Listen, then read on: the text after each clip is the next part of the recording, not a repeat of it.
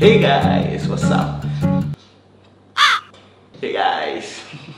Hai korang. What's up? Hey guys.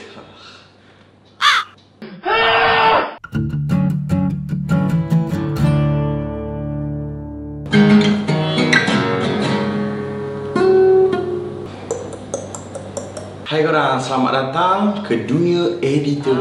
So, korang datang sini mesti tak ada benda lain kan. Mesti korang nak pandai edit video, nak pandai belajar buat video, nak jadi seorang editor yang hebat, betul tak? So, untuk menjadi seorang editor yang hebat, korang kena tahu benda basic ni, iaitu kena pandai organize file.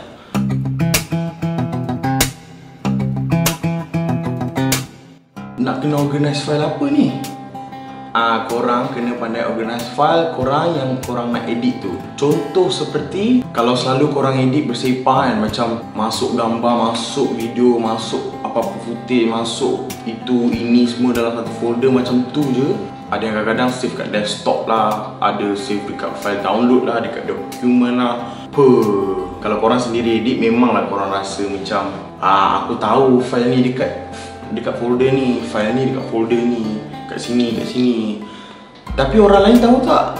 Okay lah, secara individu mungkin korang rasa korang dah selesa buat macam tu.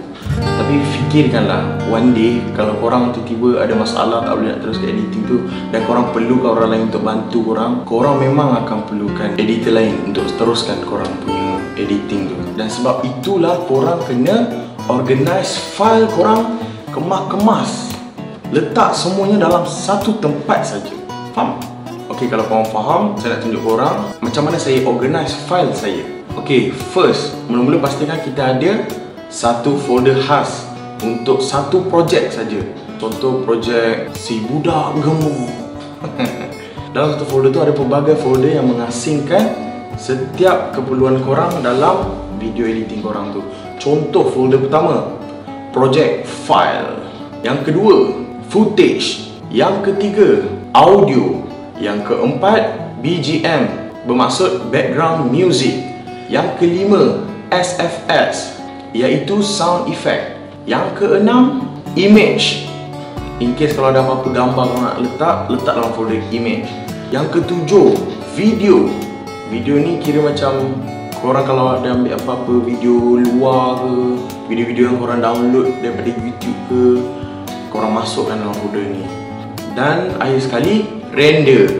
File render ni adalah untuk file kalau korang dah siap video korang tu, korang dah render video korang, so korang masukkan dalam folder render ini. So itu secara basicnya, secara asasnya. Kalau nak lagi detail, dalam project file punya folder, korang ada masukkan lagi folder lain. Contoh seperti project file untuk Premiere Pro dan project file untuk After Effects. Dalam folder footage, kalau macam kami, kita orang ada menggunakan beberapa kamera yang berlainan. So kami ada asingkan beberapa folder, contoh seperti Sony A7S tu Canon, smartphone. Lebih kurang macam tu lah, ikutlah korang pakai kamera apa.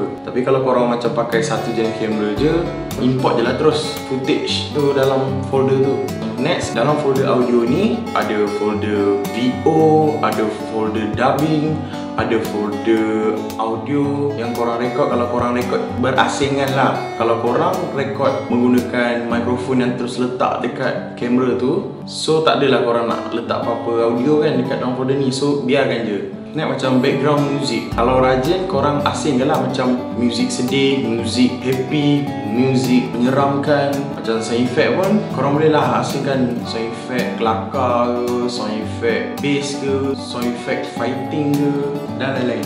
Folder image, dalam folder image pula akan ada folder logo, folder background, folder media sosial dan lain-lain. Ikut kreativiti korang lah, yang mana korang selesa. Dan next, folder video, korang letaklah apa-apa video, green screen, stock footage ke, black screen, stock footage ke, apa-apa video kan. File render, dalam file render ada folder draft dan juga folder final. Untuk folder draft ni, bila video tu korang dah siapkan secara kasar tapi tak complete lagi, dan korang nak tunjuk dekat klien korang ke, yang kira macam video tu belum siap lagi lah, macam mungkin korang baru je lepas susun cut semua tanpa ada music, sound effect. So korang nak render dulu sebagai draft. So korang render dulu sebagai draft dan letakkan dalam folder draft. Tapi kalau video tu dah complete semua, dah korang rasa korang dah finalizekan video korang tu, korang boleh simpan dalam folder final output. Macam mana? Faham tak? Itu baru folder luar. Belum lagi nak start editing.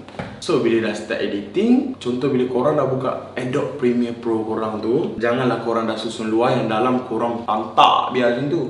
Oh no. Korang kena susun juga dan jaga bahagian dalam editing. Dalam library Adobe Premiere Pro, saya galakkan korang untuk buat juga folder-folder untuk bagi tersusun sikit workspace editing korang tu kemas. Korang buat beberapa folder yang korang rasa penting. Contoh footage, background music, sound effect, scene. Scene adalah folder di mana korang letak sekuen korang tu supaya dia tak terabur. So dalam folder scene tu akan adalah sekuen. Kalau korang nak buat scene 1, scene 2, scene 3, scene 4, so dia kemas lah. Dan net korang boleh letak lah image in, video in, data in. Itu je saya rasa. So korang bolehlah start mengedit. So saya rasa itu je lah apa yang saya nak share dekat korang. Jadi kalau macam ada apa-apa yang korang nak belajar lagi tentang editing, korang teruslah langgan MTaskFlix ni. Sebab tips, tricks, tutorial banyak saya nak share dekat korang. So korang jangan lupa untuk terus langgan MTaskFlix ni.